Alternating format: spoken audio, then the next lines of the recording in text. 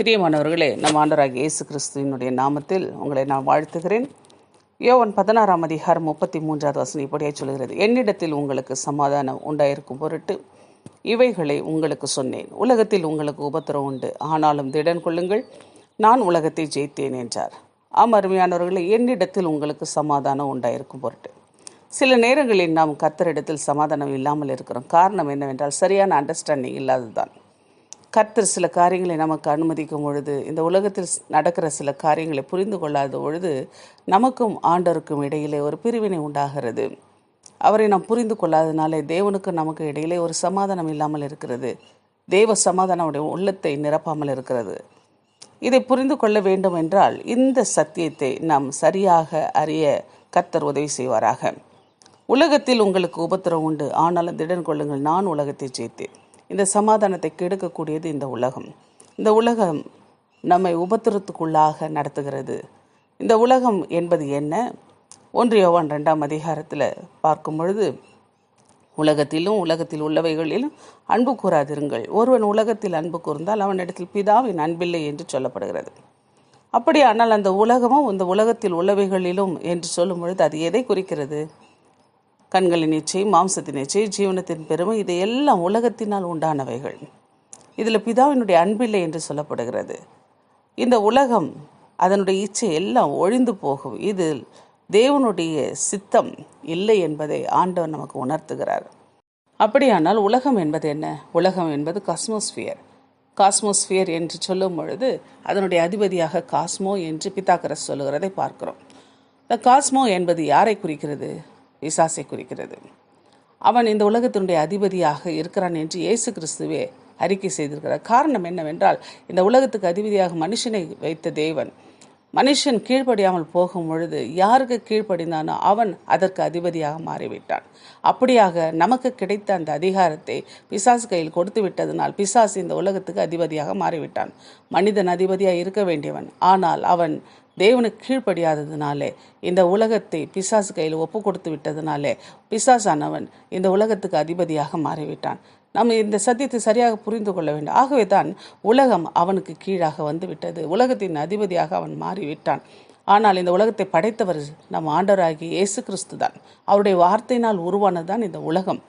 ஆனால் நாம் அவன் பிசாசுக்கு ஒப்பு கொடுத்து விட்டதனால் அவன் இப்பொழுது அதிபதியாக மாறி அனைவரையும் இப்படிப்பட்ட சங்கடத்துக்குள்ளாக, சோதனைக்குள்ளாக அவன் நடத்துகிறவனாக இருக்கிறான்.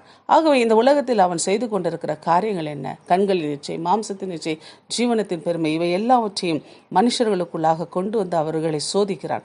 ஆகவே தான் ஆண்டவர் சொல்றார், இந்த உலகத்தை உண்டாக்கும் பொழுதே பிரசங்கி 3 10 11 நீங்கள் வாசிக்கும் பொழுது தெரியும், மனுபுத்திரர் பாடுபடும்படி தேவன் அவர்களுக்கு நியமித்த தொல்லையை கண்டேன். ஏன் பாடுபடும்படி? மனுஷன் இந்த உலகத்தை பிசாசு கையில் ஒப்பு கொடுத்ததுனால அவனுக்கு ஒரு பாடு வருகிறது. அந்த பாடை தேவன் அனுமதித்திருக்கிறார். ஏனென்றால் அவன் ஆள வேண்டிய இடத்தை பிசாசு ஆண்டு கொண்டிருப்பதனால அவனுக்கு அந்த தொல்லையை ஆண்டவர் அனுமதித்திருக்கிறார். அதை ஜெயிக்க வேண்டும் என்று தேவன் அனுமதித்திருக்கிறார். ஆகவே தான் பிரசங்கி 3:11 இப்படியே சொல்கிறது, அவர் சகலத்தையும் அதனதன் காலத்தில் நேர்த்தியாக செய்திருக்கிறார், உலகத்தையும் அவர்கள் உள்ளத்திலே வைத்திருக்கிறார். ஆதலால் தேவன் ஆதி முதல் அந்த மட்டும் செய்து வரும் கிரியை மனுஷன் கண்டுபிடியான் என்று சொல்லப்படுகிறது. உலகம் அவர்களுடைய உள்ளத்தில் இருக்கிறது. அப்படியானால் அந்த உலகம் என்பது என்ன?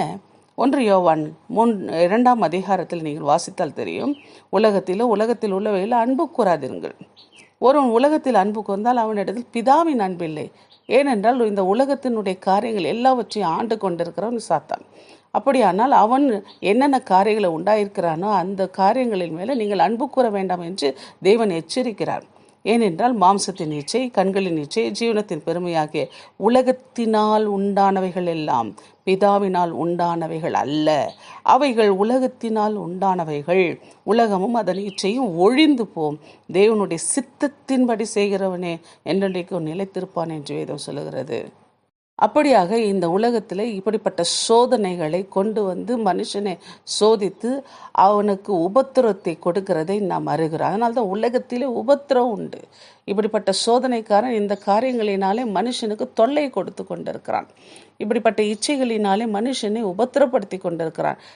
நாம் செய்யலாமா வேண்டாமா என்று ஒரு மனதிலே ஒரு போராட்டம், இரு மனம் உள்ளவர்களாக மனிதர்கள் மிகவும் அவஸ்தைப்படுகிறதை நாம் பார்க்கிறோம்.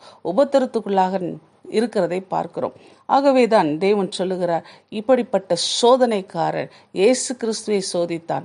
இயேசு கிறிஸ்துவை சோதித்து அந்த சோதனையிலே இயேசு கிறிஸ்து அவனை ஜெயமெடுத்ததை நாம் பார்த்து அவருடைய அடிச்சுவடுகளில் நாமும் ஜெயம் எடுக்க வேண்டும் என்றுதான் மத்தேயு 4ஆம் அதிகாரம், லூக்கா 4ஆம் அதிகாரத்தில் சொல்லப்பட்ட இந்த காரியங்களை நாம் புரிந்து கொள்ள வேண்டியது அவசியமாக இருக்கிறது. அப்படி என்றால் இந்த சுவிசேஷ பகுதி நமக்கு கற்பிக்கிற காரியம் என்ன? சோதனைக்காரன் அவரிடத்தில் வந்து, நீர் தேவனுடைய குமாரனே ஆனால் இந்த கல்லுகள் அப்பங்களாகும்படி சொல்லும் என்றான். அருமையானவர்களே, இது எந்த சூழ்நிலை என்று யோசித்து பார்த்தால் 40 நாள் புசியாமல் குடியாமல் பசியோடு இருக்கிற இயேசு கிறிஸ்துக்கு வந்த சோதனை, மாம்சத்தை தூண்டிவிடுகிற ஒரு காரியம். அந்த பசியினுடைய காரியத்தில் பிசாசு தனக்கு இயேசு கீழ்ப்படிந்து விடுவார் என்ற ஒரு நப்பாசையில் சொன்ன ஒரு வார்த்தை. ஆனால் இயேசு கிறிஸ்துவோ முதலாவது இச்சையை, அந்த மாம்சத்தின் இச்சையை அவர் ஜெயித்தார். நான் பசியோடு இருந்தாலும் பிசாசை நான் உனக்கு கீழ்ப்படிய மாட்டேன் என்ற ஒரு நிலையிலே அவர் சொல்லுகிற, மனுஷன் அப்பத்தினால் மாத்திரமல்ல தேவனுடைய வாயிலிருந்து புறப்படுகிற ஒவ்வொரு வார்த்தையினால் பிழைப்பான் என்று எழுதியிருக்கிறதே என்றார். ஆம் அருமையானவர்களே, முதலாவது அந்த மாம்சத்தை அவர் ஜெயம் எடுத்தார். இந்த உலகம் என்கிற இந்த காரியமானது, இந்த மாம்ச இச்சையானது நம்முடைய உள்ளத்தில் இருக்கிறது. எதை பார்த்தாலும் வாங்க வேண்டும், எதை பார்த்தாலும் அனுபவிக்க வேண்டும். பொன்னாசை, பெண்ணாசை, அதே போல் உணவு பதார்த்தங்கள். ரோட்டில் ஒரு ஃபாஸ்ட் ஃபுட் இருந்தால் அதை உடனே சாப்பிடணும்னு ஒரு ஆசை, ஆனால் அதில் வருகிற கேடுகள் நமக்கு தெரியவில்லை. இப்படியாக எல்லாவற்றையும் அனுபவிக்க வேண்டும் என்ற இந்த மாம்சை இச்சிக்கிற எல்லாவற்றையும் நாம் ஜெயம் எடுக்க வேண்டும். உடனுக்குடன் அதை எல்லாம் பெற்றுக்கொள்ள வேண்டும் என்ற அந்த இச்சையை நாம் ஒழிக்க வேண்டும். பாருங்கள், புடவை இருந்தால் கூட அந்த இன்னொரு புடவை வாங்க வேண்டும் என்ற ஆசை. அருமையானவர்களை, இப்படிப்பட்ட அந்த ஆசைகளிலிருந்து நாம் விடுதலையாக வேண்டும் என்பது தான் தேவனுடைய சித்தமாக இருக்கிறது. ஆகவே நமக்கு போதும் என்ற மனது இந்த இடத்தில் தேவைப்படுகிறது. நமக்கு பசி எடுக்கும், கண்டிப்பாக எடுக்கும். அந்த பசிக்கு தேவையான உணவு இருந்தால் போதும். ஆனால் அது கண்ட நேரத்தில் சாப்பிடுவதால் உடலுக்கு கேடு, மனதுக்கும் கேடு, பணத்துக்கும் கேடு. ஆகவே இதை நம்ம புரிந்து கொள்ள வேண்டியது அவசியமாக இருக்கிறது. அடுத்ததாய் பார்க்கும் பொழுது பிசாசானவன் பரிசுத்த நகரத்துக்கு கொண்டு போய் தேவாலயத்தின் உப்புரை மேல் நிறுத்தியும், நீ தேவனுடைய குமாரனை ஆனால் தாழகுதி, ஏனெனில் தம்முடைய தூதர்களுக்கு உம்மை குறித்து கட்டளையிடுவார், உமது பாதம் கல்லில் இடராதபடிக்கு அவர்கள் உம்மை கைகளில் ஏந்தி கொண்டு போவார்கள் என்பதை எழுதியிருக்கிறது என்று சொன்னான். அருமையானவர்களை, இந்த இடத்திலே நாம் கவனிக்க வேண்டிய ஒரு முக்கியமான விஷயம் என்னவென்றால், அவருக்குள்ளாக ஒரு பெருமையை தூண்டி விடுகிறார். நீ தேவனுடைய குமாரன், நீ குதித்தால் சங்கீத 91 சொல்லியிருக்கிறபடி தூதர்கள் வந்து தாங்கிக் கொள்வார்கள் என்ற ஒரு வார்த்தையை நினைப்பூட்டி வசனத்திலேயே அவரை வந்து விழத்தாட்ட நினைக்கிறான். ஆனால் கர்த்தர் அந்த பெருமைக்கு இடம் கொடுக்கவில்லை. இன்றைக்கு ஆண்டவருடைய பிள்ளைகளை பிசாசானன் புகழ்ச்சியினாலே வீழ்த்த நினைக்கிறான். அநேகர் பாராட்டும் பொழுது, ஆஹா நாம் அப்படியா என்று நினைக்கும் பொழுதே அந்த இடத்தில் நாம் விழுந்து விடுகிறோம். பெருமை தேவனுக்கு விரோதமான ஒரு காரியம். தாழ்மை உள்ளவர்களுக்கு தான் தேவன் கிருபை தருகிறார், பெருமை உள்ளவனை தேவன் எதிர்த்து நிற்கிறார். ஆகவே பெருமையினால் தான் பிசாசே உருவானான் என்பதை நாம் மறக்கக்கூடாது. இந்த பெருமையை இயேசு கிறிஸ்துவிடம் உருவாக்க அவன் நினைத்தான். ஆனால் இயேசு கிறிஸ்து அதை ஜெயம் எடுத்தார். தேவனுடைய ரூபமாக இருப்பதை கொள்ளையாடின பொருளாக எண்ணாமல் அடிமையின் ரூபம் எடுத்து வந்த இயேசு கிறிஸ்துவுக்கே சூரியனுக்கு டார்ச் அடிக்கிற மாதிரி இயேசு கிறிஸ்துவை அவர் நீ தேவனுடைய குமாரனே ஆனால் என்று சொல்லி அவரை விழத்தாட்ட நினைக்கிற அவன் தோற்று போனான். ஏனென்றால் இயேசு கிறிஸ்து அந்த இடத்திலே அவர் சொல்லுகிறார், நீ கர்த்தரை பரீட்சை பாராதிருப்பாயாக, உன்னுடைய தேவனாகிய கர்த்தரை பரீட்சை பாராதிருப்பாயாக என்று சொல்லி அவனை கடிந்து அப்புறப்படுத்துகிறார். ஆம் அருமையானவர்களே, மனுஷகுமாரனாய் வந்த இயேசு கிறிஸ்துவை அவர் தேவன் என்று நினைப்பூட்டி அந்த தேவன் என்ற அந்த பெருமைக்குள்ளாக அவரை கொண்டு போக நினைத்தார். ஆனால் நம் ஆண்டவராகிய இயேசு கிறிஸ்துவோ அந்த அந்தஸ்தை இழந்து நமக்காக ஒரு அடிமையின் ரூபம் எடுத்தார் என்பதை அவர் மறக்கவில்லை, கடைசி வரைக்கும் மறக்கவில்லை. அவர் மனுஷ ரூபமாக இருந்து நம்மை போல் ஒருவராக பாடுள்ளவராக எல்லா சோதனைகளையும் அவர் ஜெயித்தார் என்று நாம் பார்க்கிறோம். இயேசு கிறிஸ்து நமக்கு நல்ல ஒரு முன்மாதிரி. அவருடைய அடிச்சுவடுகளை நாம் பின்பற்றும் பொழுது நாம் இந்த உலகத்தை ஜெயம் எடுக்க முடியும். அருமையானவர்களை, அடுத்ததாக பிசாசு உயர்ந்த மலையின் மேலே கொண்டு போய் உலகத்தின் சகல ராஜ்யங்களையும் அவைகளின் மகிமையை அவருக்கு காண்பித்தான். என்னை நீ பணிந்து கொண்டால் அதாவது சாஷ்டாங்கமாய் விழுந்து என்னை பணிந்து கொண்டால் இவைகளெல்லாம் உமக்கு தரும். எவ்வளோ ஒரு திமிர் பாருங்கள். சர்வத்தையும் படைத்தவருக்கே அவன் சவால் விடுகிறதை பார்க்கிறோம். ஆனால் நம் ஆண்டவராகிய இயேசு கிறிஸ்து அவனை அதற்கு மேல் பேச விடவில்லை. அப்பாலே போ சாத்தானே, உன் தேவனாகிய கர்த்தரை பணிந்து கொண்டு அவர் ஒருவருக்கே ஆராதனை செய்வாயாக என்று எழுதியிருக்கிறது. இன்றைக்கு அநேக மனிதர்கள் பணத்துக்காக, பொருளுக்காக மனுஷனுடைய காலடியில் விழுகிறதை பார்க்கிறோம். மனுஷ வணக்கம் மிகவும் மோசமான ஒன்று. இன்றைக்கு அடிமையாக, மற்றவர்களுக்கு அடிமையாக வாழ்கிற ஒரு வாழ்க்கை மிகவும் கொடியது. வேதம் சொல்கிறது, மனுஷர்களுக்கு அடிமையாகாதிருங்கள்.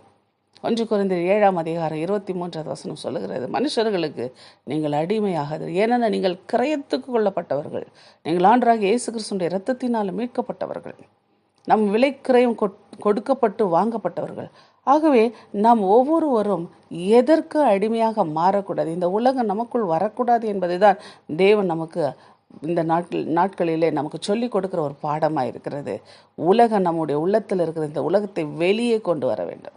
வெளியே அனுப்பிவிட்டு அந்த இடத்தை நாம் பரிசுத்த ஆவியானவருக்கு, இயேசு கிறிஸ்துவினுடைய ஆவியானவருக்கு நம்ம ஒப்பு கொடுக்க வேண்டும். அந்த இதயத்திலே ஆண்டவர் வந்து உட்கார வேண்டும். தேவனுடைய ஆவியானவர் வந்து உட்காரணும். உலகம் இருக்கக்கூடாது. உலகத்தை நம்ம வெளியே துரத்த வேண்டும். பிசாசை எதிர்த்து நிற்க வேண்டும். பிசாசின் கிரியைகளை எதிர்த்து நிற்க வேண்டும்.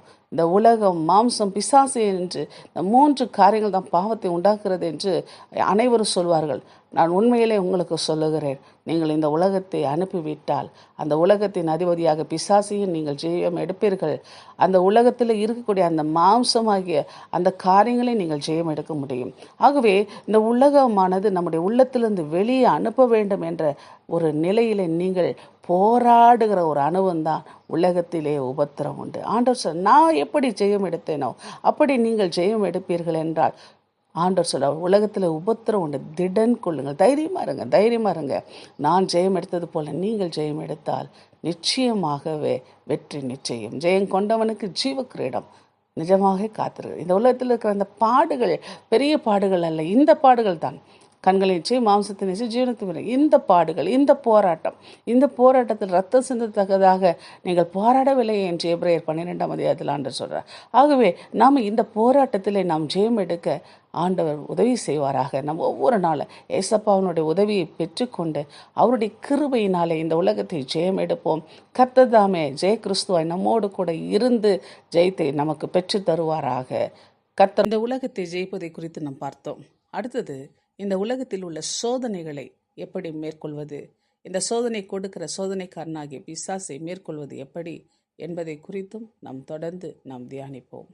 நாம் விசுவாசிக்கிற விசுவாசமே உலகத்தை ஜெயிக்கிற ஜெயமாக இருக்கிறது. ஆகவே இயேசு கிறிஸ்துவனுடைய அந்த வார்த்தையை நாம் விசுவாசிக்கும் பொழுது அந்த வார்த்தையினாலே இந்த உலகத்தை நாம் ஜெயிக்க முடியும். இந்த உலகத்தில் இருப்பவனை காட்டிலும் நம்மில் இருக்கிறவர் பெரியவர். ஆகவே பிசாசை ஜெயிப்பதற்கு வார்த்தையை கொண்டு நாம் ஜெயம் எடுக்க வேண்டும். அந்த வார்த்தையின் மேல் நாம் நம்பிக்கை வைக்கும் பொழுது, விசுவாசம் வைக்கும் பொழுது அந்த வார்த்தையினாலே இந்த உலகத்தை, பிசாசை நாம் ஜெயிக்க முடியும். இந்த உலகத்தை ஜெயம் எடுப்பதை குறித்து தியானித்தோம். தொடர்ந்து இந்த உலகத்தில் நமக்கு எதிராக புறப்பட்டு வருகிற சோதனைகளை கொண்டு வருகிற அந்த சாத்தானை இன்னும் எப்படி ஜெயம் எடுக்கலாம் என்பதை குறித்தும் நாம் தியானிப்போம். கர்த்தர் தாமே உங்களை ஆசீர்வதிப்பாராக. ஆமென்.